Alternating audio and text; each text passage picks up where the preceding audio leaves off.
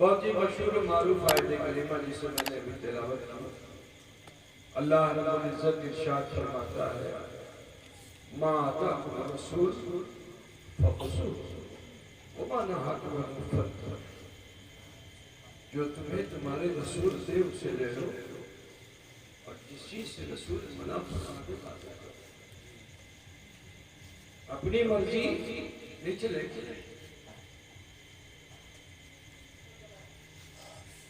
اللہ تعالیٰ نے دنیا میں انسان کو پیدا کیا عبادت کرنے کے لیے. مخلوق پیدا کی تسبیح کرنے کے لیے انسان کو پیدا کیا عبادت کرنے کے لیے. قرآن پاک میں جیسا کہ رب تعالیٰ ارشاد فرماتا ہے پہلے خطیب نے اسی کو فرمان بنایا تھا وَمَا خَلَقْتُ الْجِنَّ وَالْإِنسَ إِلَّا لِيَعْبُدُونِ.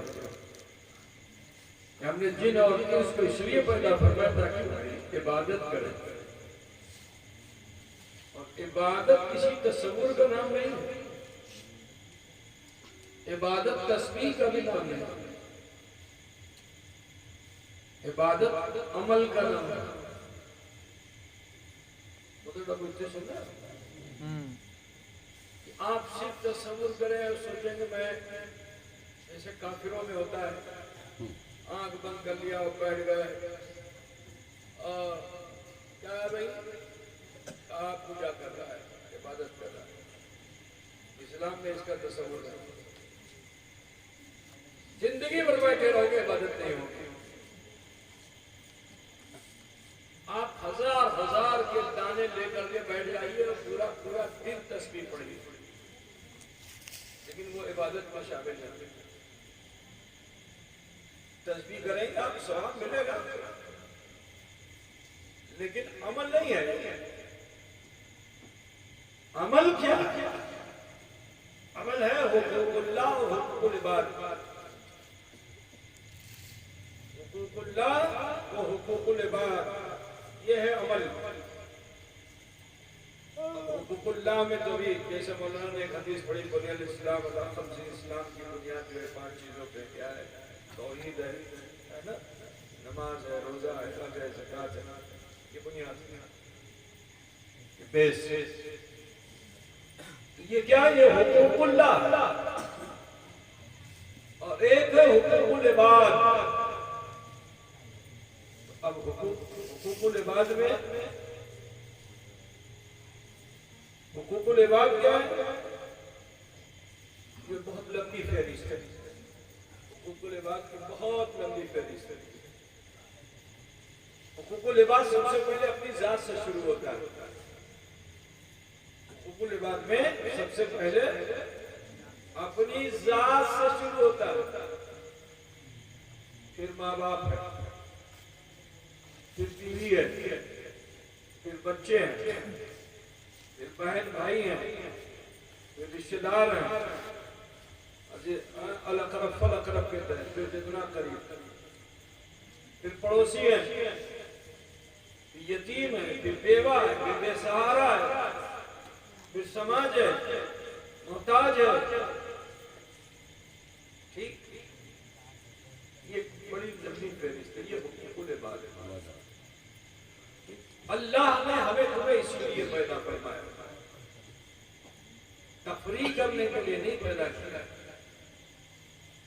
دنیا میں انسان اسی لیے آیا تھا لیکن اس نے اپنی عقل کے گھوڑے دوڑا دیے کہ اللہ نور السماوات والارض، اللہ ہی کے نور سے تو سارا زمین و آسمان ہے. تو چلو اللہ کے نور کو ڈھونڈنے کے لیے پہاڑوں میں چلتے ہیں. بہت سے نادان پہاڑوں میں گھس گئے، گفاؤں میں بیٹھ کر جاب کرنے لگے. جب عاجز آ گئے واپس آ گئے تو کچھ بتانا تھا. جب وہاں سے لوٹے تو کچھ بتائے گی نا کہ کیا پایا. تو اب لوٹ کر کے جب آئے تو یہ کہا کہ پروت ہی تو خدا ہے.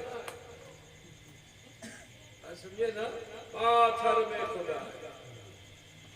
پانی میں جا کے جاب کرنے لگے، لوٹ کے آئے کچھ نہ ملا تو کیا کہیں گے؟ پھر پانی ہی میں خدا ہے، دھرتی میں خدا ہے، گاش میں خدا ہے، اللہ تبارک و تعالیٰ کے نور کو تو نہ پا سکے، نار ان سے قریب ہوتی چلی گئی، مگر احسان ہے اس رب العالمین کا کہ شرک پہ شرک کرنے والی انسانیت کو اللہ تعالیٰ نے مردود نہ کیا۔ ایک سجدہ تعظیمی نہ کرنے کی بنیاد پہ اللہ نے عزازیل کو ابلیس بنا دیا، ہمیشہ ہمیشہ کے لیے مردود کر دیا۔ لیکن تاریخ انسانی اٹھا کے دیکھو کہ آدم سے لے کر اب تک انسان کفر پہ کفر کر رہا ہے، شرک پہ شرک کر رہا ہے۔ اللہ تعالیٰ نے اس انسان کی حفاظت کے لیے، اس انسان کی اصلاح کے لیے نبیوں کو بھیجا، رسولوں کو بھیجا، ٹھیک ہے نا، عادیین کو بھیجا، مرسلین کو بھیجا، یہاں تک کہ خاتم الانبیاء بھی آ گئے، ٹھیک ہے۔ ہمارے دور میں بس انہی کی نبوت پہ ہم اور آپ ہیں، اب کوئی نبی ہونے والا نہیں ہے، ٹھیک ہے میرے بھائی۔ تو عزیزوں، اصلاح کے لیے نبی آتے گئے، نبی آتے گئے، مگر اس قوم میں سدھار نہ ہوا تو شان نبی میں گستاخیاں کرنی شروع کر دی، نبی کی شان گھٹانا شروع کر دیا۔ جب جب جہاں جہاں نبی کی شان گھٹائی جانے لگی، اللہ نے ایسی قوموں کو ذلیل و خوار کر دیا، مردود کر دیا، صورت مسخ کر دیا، ہستی کو مٹا ڈالا۔ میں آپ کو بتانا چاہتا ہوں، قرآن پاک میں ان قوموں کا ذکر ہے جنہوں نے نبی کی شان میں گستاخی کی اور تباہ ہوئے۔ ان میں چند قومیں بڑی خاص ہیں۔ ایک قوم ہے، اس قوم کا نام ہے قوم عاد ہے، اسی سے نکلی ہوئی دوسری قوم ہے قوم سمود۔ یہ قوم سمود ایک ایسی قوم ہے جو بڑے ہنرمند لوگ تھے،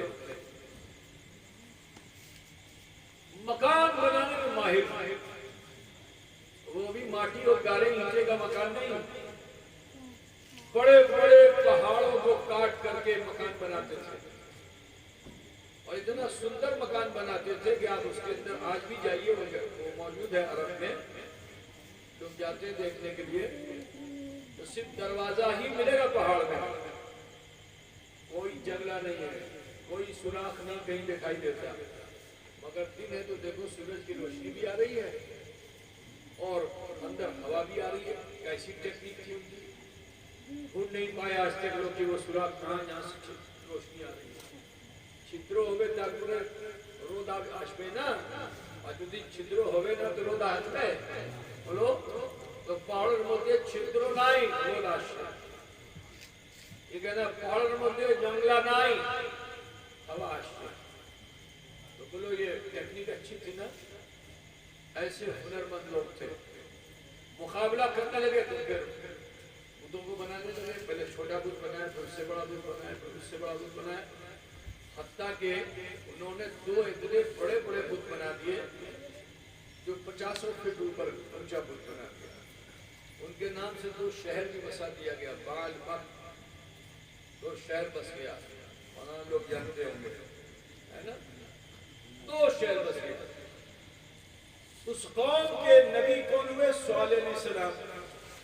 اب صالح علیہ السلام نے دیکھا کہ یہ تو کفر و شرک کر رہے ہیں، تو آپ نے ان کو ہدایت کی طرف آمادہ کیا کہ اے لوگوں، ایک خدا کی بندگی کرو۔ بڑے سیدھے شریف آدمی تھے موسیٰ علیہ السلام، ذرا جلالی نہیں تھے، بڑے جوالی نبی تھے۔ تو حضرت صالح علیہ السلام نے اپنی قوم سے بڑے پیار سے کہا کہ یہ سب مت کرو، یہ بری چیز ہے، ایک خدا کی بندگی کرو۔ اس کی طرف سے بھیجا ہوا رسول، تو قوم نے قوم عاد کے نبی کا ذکر سن لیا تھا، اس سے پہلے کے نبیوں کا ذکر سنا تھا کہ ان سے معجزے صادر ہوئے، تو کہا ٹھیک ہے آپ نے پوچھے کہ امی نبی تو معجزہ دکھاؤ، تار پورے امی مان لو کہ آپ نبی کیا جی معجزہ دکھاوے تار پورے امی مان لو کہ اپنی نبی اچھی۔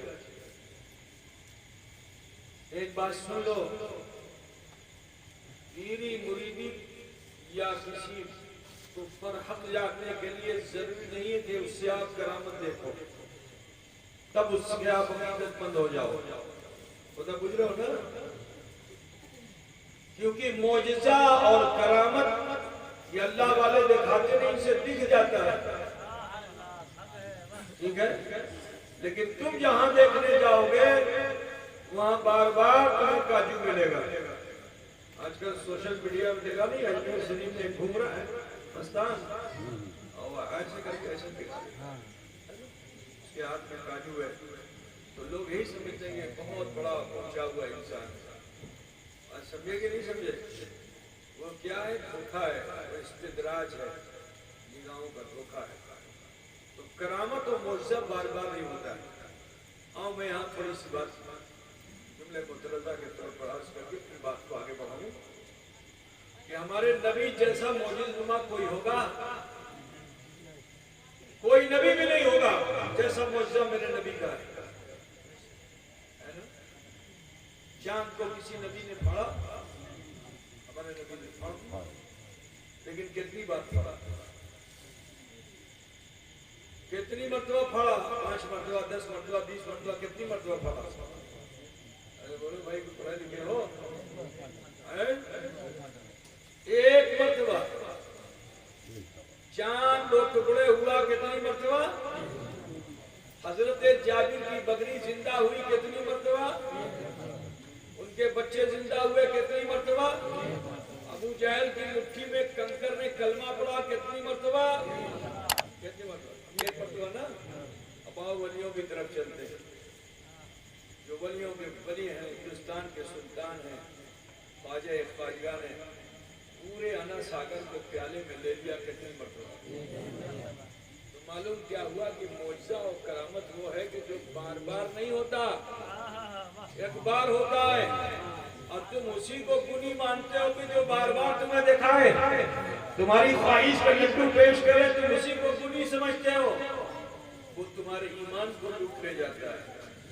کرامتیں دیکھ کر کے عقیدت مند مت بن جاؤ، عمل دیکھ کے عقیدت مند بنو۔ سمجھے نا؟ عمل دیکھو، عمل۔ ٹھیک ہے؟ امام غزالی کے پاس ایک آدمی نیت کر کے آیا کہ میں حضرت سے مرید ہو جاؤں گا، لیکن جب حضرت سے کچھ کرامت دیکھوں گا جب ہی مرید ہوں گا۔ 40 دن رہا اور حضرت کی ہر نشست، ہر محفل میں بالکل سائے کی طرح لگا رہا کہ حضرت سے کرامت دیکھوں گا تب مرید ہوں گا۔ اب 40 دن جب پورا ہو گیا تو اپنا پوریا بستر لپیٹا واپس جانے لگا۔ حضرت نے پوچھا کہاں جانا؟ کہا گھر جانا۔ کہا کس مقصد سے آئے تھے؟ 40 دن میں تم نے تو اپنا کوئی مقصد بیان نہیں کیا۔ تو اس نے کہا حضور میں اس نیت سے آیا تھا کہ آپ سے مرید ہو جاؤں گا، لیکن میں نے آپ میں وہ چیز پائی نہیں جو میں سوچ کے آیا تھا۔ میں نے سوچا تھا کہ آپ سے کوئی کرامت دیکھوں گا تو میں مرید ہوں گا۔ تو حضرت نے فرمایا اچھا ایک بات بتاؤ، اس 40 دن میں کبھی تم نے میری فجر قضا ہوتے ہوئے دیکھی؟ سبحان اللہ۔ فرمایا کہ کبھی جھوٹ بولتے ہوئے مجھ کو دیکھا؟ نہیں۔ کبھی کسی کی غیبت کرتے ہوئے دیکھا؟ نہیں۔ کہ شریعت کے خلاف کوئی کام کرتے ہوئے دیکھا؟ کہا نہیں۔ کہا مومن کی سب سے بڑی کرامت یہ ہے کہ جو ان تمام چیزوں پر عمل کر لے وہی سب سے بڑا صاحب ہے۔ سبحان اللہ۔ سبحان اللہ۔ ذرا پوچھتے سننا بابا، کوئی سویدھا تو نہیں ہوئی؟ امام غزالی کے پاس آئے برادران ملت اسلامیہ، تو وہاں قوم سمود نے بھی کہا کہ اتنی معجزہ دکھاوے داخ پر ابھی مانو کہ اپنی نبی اچھے نبی نگر کی عورت ہوگا۔ جب بہت کہا تو آپ نے کہا چاہتا اپنی آنکھ بند، چوک بند کی، ہاتھ اٹھایا اور دل سے تمنا کو، آرزو کو لب پہ سجانا چاہتا۔ دیکھو ایک بات بتا دوں، من میں چاہے جتنی اچھی بات تم رکھے رہو قبول نہیں ہوگی۔ من کی کوئی بات، کوئی عمل من کا جو ہے وہ اللہ کی بارگاہ میں قبول نہیں ہے۔ جو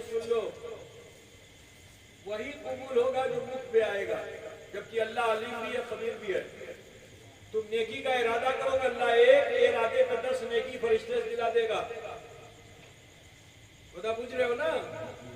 لیکن تم چاہو کہ قبولیت کی منزل پہ میں پہنچ جاؤں دل سے، نہیں ہو سکتا. اقرار باللسان سے پہلے تصدیق بالجنان. مسلمان ہو نہیں سکتے. ایک خدا بولو مسلمان ہو پاؤ گے؟ ارے بولو بھائی میں تم سے پوچھتا ہوں. اور لا الہ الا اللہ محمد رسول اللہ دل ہی دل میں پڑھتے رہو، مسلمان ہو گئے؟ نہیں ہو سکتے ہو. تصدیق بالجنان، جس چیز کی تمہاری تصدیق اس کو زبان پہ لے آؤ. جب تک زبان پہ نہیں لاؤ گے، یعنی اسلام وہ مذہب ہے کہ جو پوشیدہ عمل کو قبول نہیں کرتا. جو پوشیدہ عمل ہے اس کو تم ظاہر کرو، اپنے چھپے ہوئے عمل کو ظاہر کرو. جب وہ عمل ظاہر کرو گے تو خدا کی بارگاہ میں قبول و مقبول ہوگا. کوئی آدمی دل ہی دل برائی کا ارادہ کرے، ٹھیک ہے، بولیے اللہ کے نزدیک وہ نہ مقبول ہوگا. کوئی من ہی من سوچے کہ میں اس کو مانوں گا، بولیے سزا ملے گی اس کو. سزا کب ملے گی؟ کہ جب وہ مارے گا. جو دل میں آیا اس کو ظاہر جب کرے گا، جبھی اس کو سزا ملے گی یا جزا ملے گی. ٹھیک ہے نا. آپ کے من میں آیا کہ میں نماز پڑھوں، آپ نے سوچ لیا میں نے کہ میں نماز پڑھوں گا، اور میں نماز پڑھ رہا ہوں من ہی من میں، بولیے قبول ہوگی؟ جب تک اس کو آپ ظاہر نہیں کریں گے. جب آپ اس کو ظاہر کریں گے، اللہ اکبر تکبیر تحریمہ سے لے کر کے اور قاد اخیرہ تک، ٹھیک ہے، سلام جب تک نہیں پھیریں گے آپ، بولیے اس نماز کا ثواب اجر آپ کو ملے گا؟ نہیں. بولیے بھائی میرے. کیونکہ اسلام وہ مذہب ہے کہ جس کو ماننے کے لیے اظہار کی ضرورت ہے. ٹھیک ہے نا. جب تک آپ اظہار نہیں کرو گے اس وقت تک آپ مسلمان نہیں ہو سکتے ہو. دل میں رسول اللہ کی محبت ہے، دل میں اللہ کی محبت ہے، کسی کو شریک نہیں ٹھہرایا، لیکن آپ مسلمان نہیں ہو سکتے.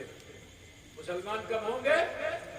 کہ جب آپ مکھ سے بولیں گے، جیسے ہی مکھ سے بولیں گے آپ اسلام مسلمان ہو جائیں گے. خدا بول دیا نا. تو چھپی ہوئی چیزیں جو بھی تمہارے دل میں ہے، جو ارادے ہیں، اس ارادے کا ادراک بھی آپ کو ہو جائے، اس کے باوجود بھی آپ مومن نہیں ہو سکتے. ادراک ہو گیا یعنی آپ کو اگر معرفت بھی حاصل ہو جائے، ٹھیک ہے، پھر بھی آپ مومن نہیں ہو سکتے. مومن کب ہوں گے؟ جب آپ کے دل میں جو آیا ہے اس کو آپ زبان پہ لائیے، اس کو آپ اپنی باڈی سے اس کو پیش کیجیے. جب تک آپ اس کو اظہار نہیں کریں گے اس وقت تک آپ مسلمان نہیں بنیں گے. تو نبی ہے، من میں خیال آیا، اللہ سے عرض لگائی، اللہ میری قوم بڑی ضدی ہے، یہ سب من میں آ رہا ہے، یہ سب من میں آ رہا ہے. ایسے لب پہ سجانا چاہتے ہیں کہ قوم کو یقین ہو گیا کہ ایٹو نبی آچھیں پہلے کے نبیوں سے معجزہ دیکھا تھا، سنا تھا.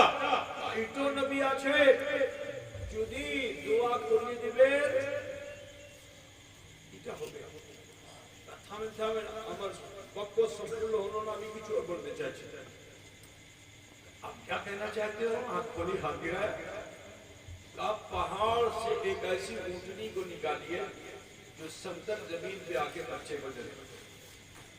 نبی نے پھر آن پر کی ہاتھ اٹھایا، دعا کی، دعا کرنا چاہا. قوم نے پھر دیکھا کہ یہ بھی ہو جائے گا، تو کہا ٹھہریے ابھی مت بولیے گا، ہمارا جملہ مکمل نہیں ہوا، کچھ اور ہم کہنا چاہتے ہیں. نبی نے پھر آنکھ کھولی، ہاتھ گرا دیا، کہا ایسی اونٹنی آئے جو اتی شیگر بچے کو جنے مگر کالی سفید ہو، بلیک اینڈ وائٹ. دیکھا ہے آپ لوگوں نے کہ نہیں؟ بھیا نبی نگر والا دیکھا ہے؟ اونٹ دیکھا ہے کیسا ہوتا ہے؟ بکری کی طرح. جیسے تمہارے وہاں کی بکری کالی سفید ہوتی ہے ایسے اونٹ ہوتا ہے؟ اونٹ کا کلر مٹی کا کلر ہوگا ہے نا، میلے کلر کا ہوگا یا کتھئی کلر کا ہوگا، اور عرب میں لال کلر کا اونٹ ہوتا ہے، بڑا سرخ اونٹ بہت مشہور ہے، لیکن چتکبرا نہیں ہوگا، ٹھیک؟ انسان کی عقل آگے رکھا ہے کہ ہو گیا۔ تب نبی نے فرمایا دیکھو تمہاری اتنی سب چلتے ہیں، اب میں تم سے دعا سے پہلے کچھ وعدہ لینا چاہتا ہوں۔ کیا وعدہ لینا چاہتے ہیں؟ سن لو، نبی نے چیلنج فرمایا، سن لو پہاڑ پھٹے گا، اونٹنی آئے گی، بچے کو جنے گی، کالی سفید ہوگی، لیکن وہ تمہارے کھیتوں میں جا کے چلے گی، جتنا چلے چلنے دینا، اگر تم نے اس کو تکلیف دی تو اللہ کا عذاب آیا۔ قوم نے کہا ٹھیک ہے تو کھابے بھی کھلا دو، لیکن وہ تمہارے کنویں پہ جا کے پانی پیے گی، عرب میں جانتے ہو پانی کتنا کم ہوتا ہے۔ قوم نے کہا نہیں ایک دن ابھی کھا دو، ایک دن اونٹنی کھاوے گا، ٹھیک ہے ایک دن تم کھانا، ایک دن اونٹنی کھائے گی، لیکن اگر تم تکلیف دو گے تو اللہ کا عذاب آئے گا۔ جب قوم نے وعدہ کر لیا تو نبی نے پھر دعا کے لیے ہاتھ اٹھایا، آنکھیں بند کی، اللہ سے دل لگائے، اللہ قادر مطلق، تو نے ہی زمین کو ٹھہرانے کے لیے پہاڑ کو تخلیق فرمایا، اے رب کائنات اس پہاڑ کو چیر کر ایک اونٹنی کو ظاہر کر دے۔ میری قوم بڑی ضدی ہے، جو دنیا میں آ کے بچے کو جنے اور کالی سفید ہو، دعا پوری ہوئی، چہرے پہ ہاتھ پھیرا، ابھی ادھر ہاتھ پھیرا ہی تھا کہ پہاڑ دو حصے میں بٹ گیا، پھٹ گیا پہاڑ، اور درے سے چلتی ہوئی اونٹنی سبتل زمین پہ آئی۔ جیسے ہی سبتل زمین پہ آئی، گربوتی اونٹنی تھی، جلدی سے بچہ دے دیا اس نے، کالی سفید تھی، مگر وہ تو اللہ کی اونٹنی تھی نا، زمین پہ گئی تو کھیتوں میں جا کے کھیت کا کھیت کھانے لگی۔ اب قوم نے سوچا کہ یعنی سمپورن انو اونٹنی کھاوے تو ہمیں کی کھاو، کنویں پہ گئی، ایک دن میں 2 دن کا پانی پی گئی، تو قوم بہت پریشان، کہا کہ دلی اے مدن اٹھا کھاوے تو ہمیں کی کھاو، میٹنگ کیا، اب میٹنگ کر کے طے کیا کہ تو ہی تو اونٹنی ہے، ہمارا سماج بہت بڑا ہے، بھائی اس کو سوا کر کے کھا جاؤ۔ سب نے پہلے تو اس کی ٹانگ کاٹ دیا، لنگڑا بنا دیا اسے، تاکہ کھیتوں میں چل نہ سکے، پہنچ نہ سکے۔ اور اللہ کی اونٹنی اس کو کہاں سے مجبور ہوتی، پھر ظالموں نے بوٹیاں کر کے اس کی بوٹی تقسیم کر ڈالی۔ اللہ اتنا خطرناک ہوا کہ جس پہاڑ کو چیر کر کے اونٹنی ظاہر کیا تھا، انہی پہاڑوں کو آپس میں ملا کے قوم سمود کی ہستی کو مٹا ڈالا۔ اب یہاں جو بات میں آپ کو بتانا چاہتا ہوں، الحمدللہ ایک پوری آبادی خوش عقیدہ سنی مسلمانوں کی ہے، لیکن آس پاس ادھر ادھر آپ جاتے ہو کوئی بھٹکانے کی آپ کو کوشش کرتا ہے، تو میں تمہیں بتا دینا چاہتا ہوں اس واقعے کو ذہن میں رکھنا۔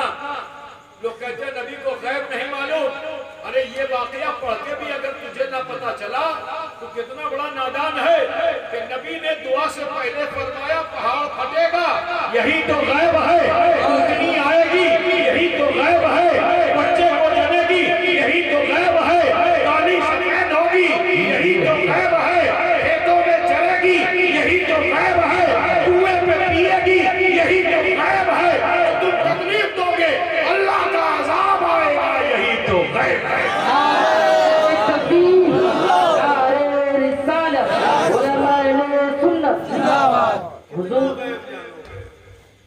نبی اتنے غیب جاننے والے، پتہ بول گیا نبی وہ ہے کہ جس سے خدا بھی نہیں چھپتا۔ اعلیٰ حضرت فاضل بریلوی فرماتے ہیں کہ اور کوئی غیب کیا تم سے نہاں ہو بھلا، جب نہ خدا ہی چھپا تم پہ کروڑوں۔ تو دیکھو ضد 2 طرح کی ہوتی ہے، ایک ہے کسی کی شان گھٹانے کی ضد، اور ایک ہے کسی کی شان بڑھانے کی ضد، ہے نا؟ تم کو مثال دے دو، بنگال والے جلدی سمجھ جائیں گے، کیونکہ یہاں اپوزیشن پارٹی والے مثال نکالتے رہتے ہیں، اور ڈیمانڈ ایسی رکھتے ہیں کہ جو حکومت جس ڈیمانڈ کو پورا نہ کر سکے، ہے نا؟ اب وہ لے کے گھومتا ہے اور اس کو بیان کرتا ہے اس کے بعد کہتے ہیں دیتے ہو گئے۔ اب وہ کیا بولتا ہے میری سمجھ میں تو نہیں آیا، لیکن وہ لگتا ہے پورا ایجنڈا بولتا ہے کوئی ایک آدمی، اور اس کے بعد اس ایجنڈے پر ساری پبلک کیا بولتے ہیں؟ نہیں میں سمجھ پایا ہوں اب تک 40 سال میں دیتے ہو گئے۔ ایسا بولتے ہیں نہیں بولتے؟ بولو پارٹی والے بولتے ہیں نا، اور اس سے پہلے ایک آدمی کوئی ڈھیر ساری چیز بولتا ہے، وہ کیا بولتا ہے میری سمجھ میں اب تک نہیں آیا۔ تو مجھے یہ لگا کہ کوئی سمجھتا ہے کہ جو ان کی ڈیمانڈس ہیں اس کو یہ بول رہا ہے، اس میں بول رہا ہے، اس کے ارے ایسے بھی بولتے ہیں نا، ایک آدمی بولتا ہے وہ اپنے اسٹائل میں، اور اس کے بعد لاسٹ میں سب بولتے ہیں دیتے ہو گئے۔ کیا مطلب؟ حکومت سے ایسی چیز مانگو کہ جو وہ دے نہ سکے، تو یہ کیا ہے؟ ضد تو ہے مگر شان گھٹانے کی ضد ہے۔ پبلک میں زیادہ اس کو بدنام کر دیا جائے، ٹھیک ہے نا؟ اور ایک ضد ہوتی ہے بیٹے کی باپ سے، وہ بھی آپ کے سمجھ میں ہے۔ چھوٹا بچہ ابھی بستر پہ تھا، رو رہا ہے، آپ اس کو چپ کرانے کے لیے کبھی شہد دیتے ہو، کبھی ٹافی دیتے ہو، کبھی چینی دیتے ہو، ہے نا؟ پھر وہ بچہ تھوڑا بڑا ہوتا ہے، پھر مانگتا ہے ابا اماں سے ادھر دے ادھر دے، ابا اماں اس کو بھی پورا کر دیتے ہیں۔ دھیرے دھیرے وہ بچہ اور بڑا ہوتا ہے، اب اسکول میں داخلہ اس کا ہوا تو پیدل جا رہا تھا، اس نے ابا سے کہا ابا سائیکل دے۔ ابا نے کہا بیٹا ہم سائیکل نہیں دے سکتے ہیں، لیکن بیٹے کو وہاں کیا معلوم کہ وہ باپ جفاکشی محنت کرتا ہے، غریب آدمی ہے، نہیں سائیکل خرید سکتا۔ تو وہ بیٹا ضد کرتا ہے نا ہمیں سائیکل نہیں وہ، ہمیں سائیکل نہیں وہ۔ باپ سے اس کی یہ ضد جو ہے وہ بیجا نہیں ہے، وہ وجہ ہے، کیونکہ بچپن سے اس کی خواہشات کی تکمیل ماں باپ نے کی ہے، تو وہ بچہ اپنی خواہش کو اپنے ماں باپ کے سامنے رکھ رہا ہے، بیجا نہیں وجہ ہے، ٹھیک ہے نا؟ اس میں اس کی نیت یہ نہیں کہ مانگوں گا تو ابا نہیں دیں گے تو ان کی شان کٹ جائے گی، یہ ان کی نیت نہیں ہے، ٹھیک ہے نا؟ بلا تفصیل تشبیہ مجھے کہہ دے دو۔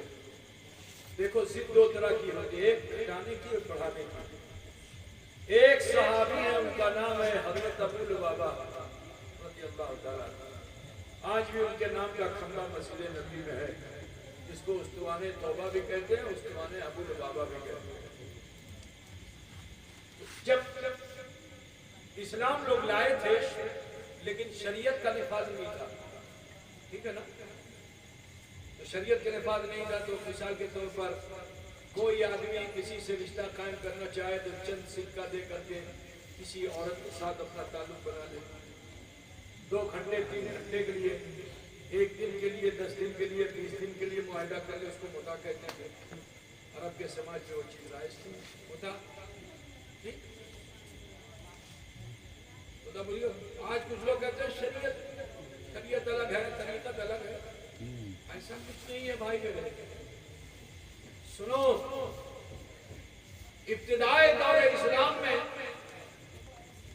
مکے میں نماز فرض ہوئی تھی مگر شراب کی ممانعت نہیں تھی، خدا کا بچہ سننا، شراب کی ممانعت نہیں تھی، مکے میں نماز فرض ہو گئی تھی مگر لوگ شراب پیتے تھے۔ مدینے بھی آ گئے مگر شراب حرام نہیں ہوئی، لوگ شراب پی کے مسجد میں آنے لگے تو اللہ تعالیٰ نے پھر بھی شراب کو حرام نہیں کیا، بس اتنا حکم دے دیا کہ لا تقربوا الصلاۃ وانتم سکارى، کہ جب تم نشے کی حالت میں ہو تو نماز کے قریب مت آؤ، ٹھیک ہے؟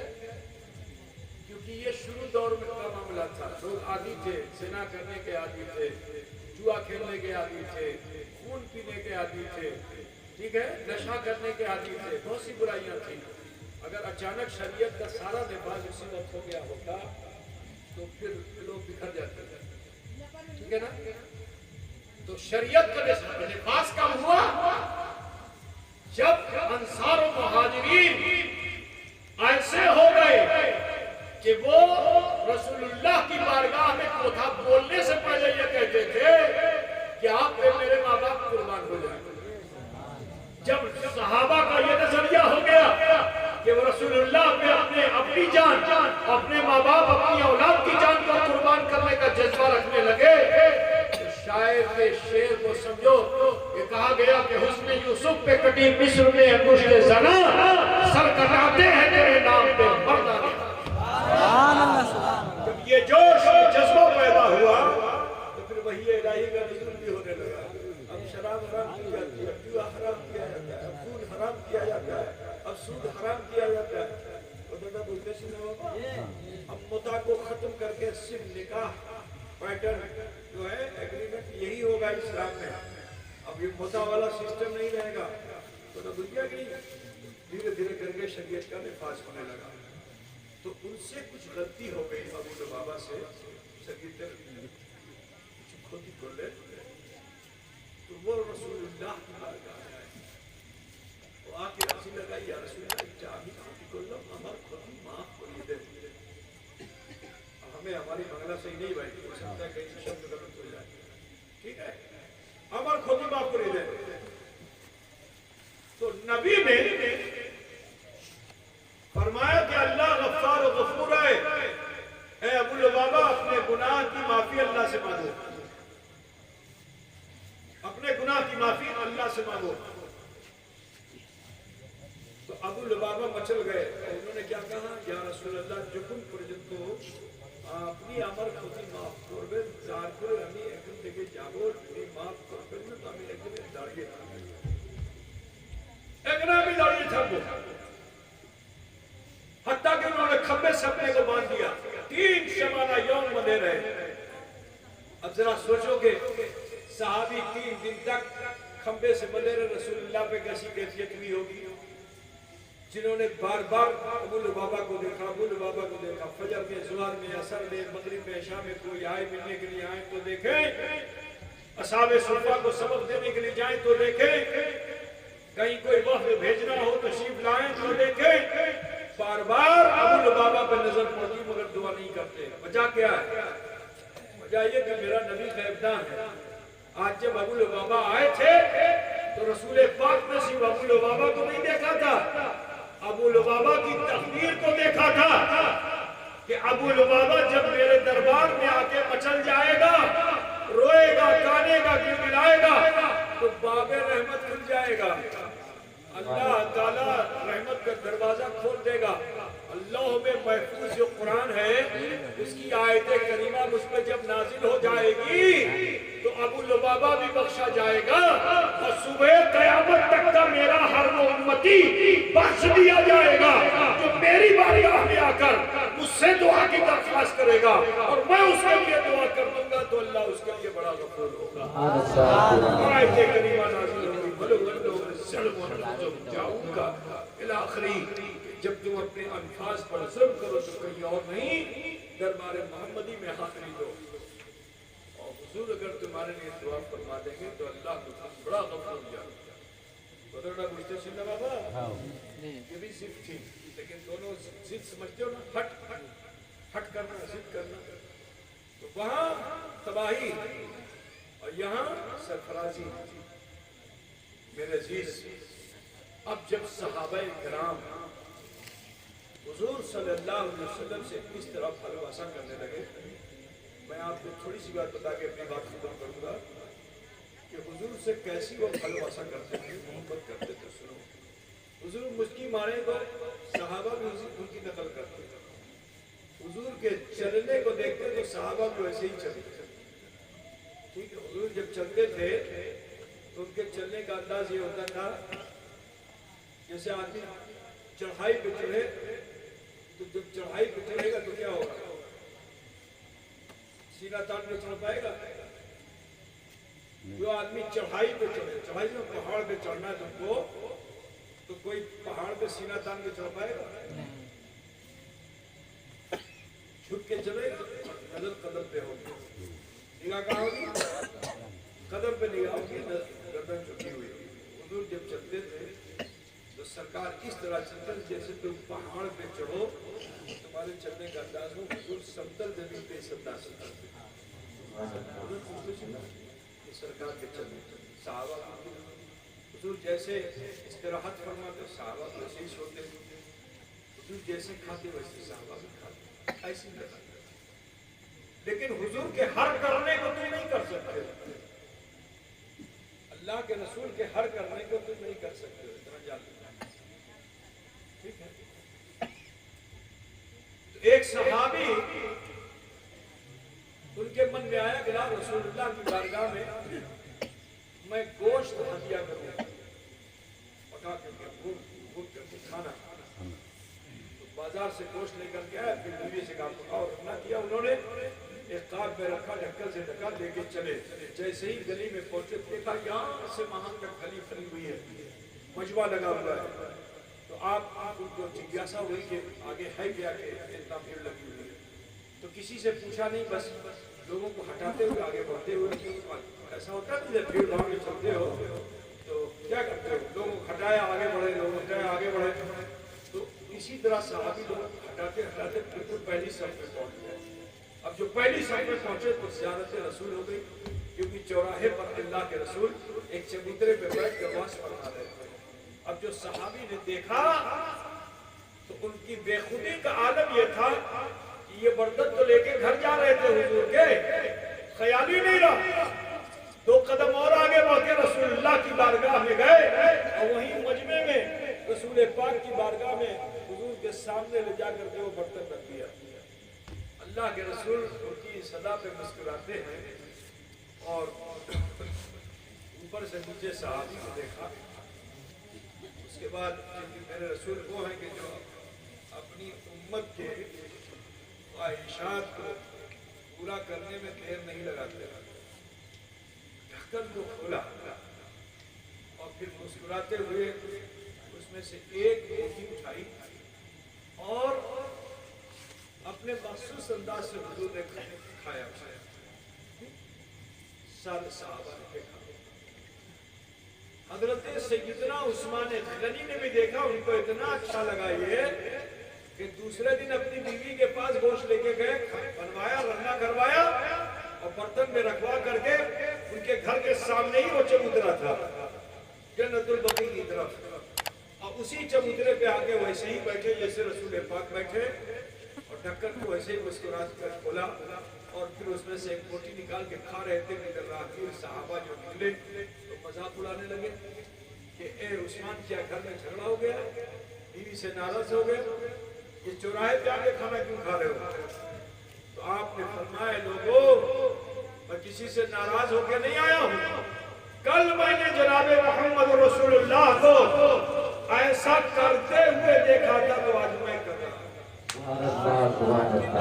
ہوں، تو سوچ لو حالت یہ ہو گئی تھی، جو حضور کرتے تھے صحابہ کو وہی کرتے تھے، یہاں تک کہ اللہ کے رسول صلی اللہ علیہ وسلم پر اللہ کا حکم آ گیا صوم وصال کا۔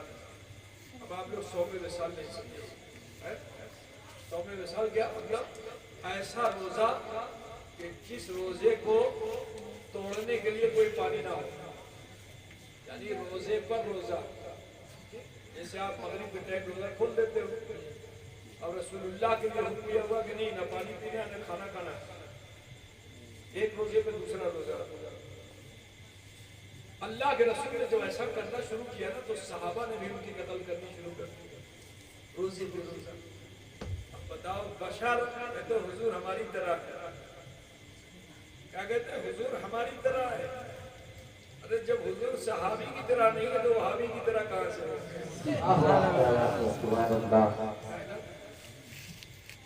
حضور ہمار محترم نادان، میرے نبی نے روزے رکھے پیدر پہ رکھ پاؤ گے؟ صحابہ نے رکھنا شروع کر دیا، ایک دن تو پار ہو گیا کسی طرح سے، لیکن اب دوسرا دن بغیر کھائے سوچ لو 14 گھنٹہ 12 گھنٹہ تک تو روزہ رکھنا پڑتا ہے۔ تو شام کے وقت دیکھو تو بنگالی مانوس افطاری لگا دیتا ہے، اصلی کیلا ہے سیب ہے جو آم ہے تو سنترا ہے کہ نہیں، یہ پوڑی بنگال کی ہے، پوڑی چوڑا سب ملا دیتا ہے، چلے دیے تو بھی ڈال دیتا اس کے اندر، ٹماٹر ہے تو بھی ڈال دیتا، سب ڈال کے ملا دیتا ہے، ملا کے کھاتا ہے۔ سوچ ایک 12-14 گھنٹہ پار کرنا ہمارے لیے اتنا بھاری ہے کہ شام کو جس طرح سے بھوکا جانور جھستا ہے جب اسے غذا ملتی ہے کہ انسان اس افطار کو اسی طرح لگ جاتا ہے، تو ہوتا ہے کہ نہیں ہوتا؟ ادھر پکوڑی بھی کھا لیں، ادھر پکوڑا بھی کھا لیں، زندگی بھی کھا لیں،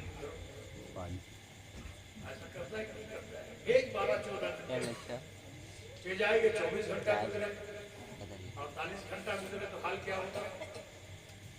نہ پانی پیے نہ کھانا کھائے تو باڈی کا پانی کم ہو جائے گا، باڈی میں جو آج طاقت ہے کم ہوگی کہ نہیں ہوگی؟ بے ہوش ہونے لگو گے۔ یہی حال صحابہ کا ہوا کہ مسجد نبوی میں آئے تو نماز کے لیے، لیکن جب کھڑے ہو تو کھڑے نہ ہو پائے، بیٹھے تو بیٹھ نہ پائے، حتیٰ کہ بے ہوش ہو کے گرنے لگے۔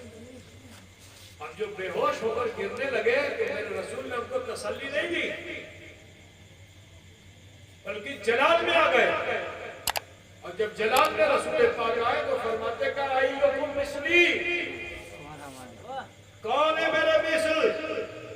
میرا رب مجھے کھلاتا بھی ہے اور پلاتا بھی ہے۔ سبحان اللہ۔ جو رب العالمین ماں کی گود میں مصطفیٰ کو کھلائے، نبی کی پیدائش معلوم ہے نا، علماء سے سنا وہ پیدا ہوئے، ناڑا کاٹنے کی ضرورت نہیں پڑی، تو اگر ناڑا کٹا ہوا، ناڑا اگر نہیں ہے باڈی سے لگا ہوا ماں کی، تو کیسے آدمی زندہ رہے گا؟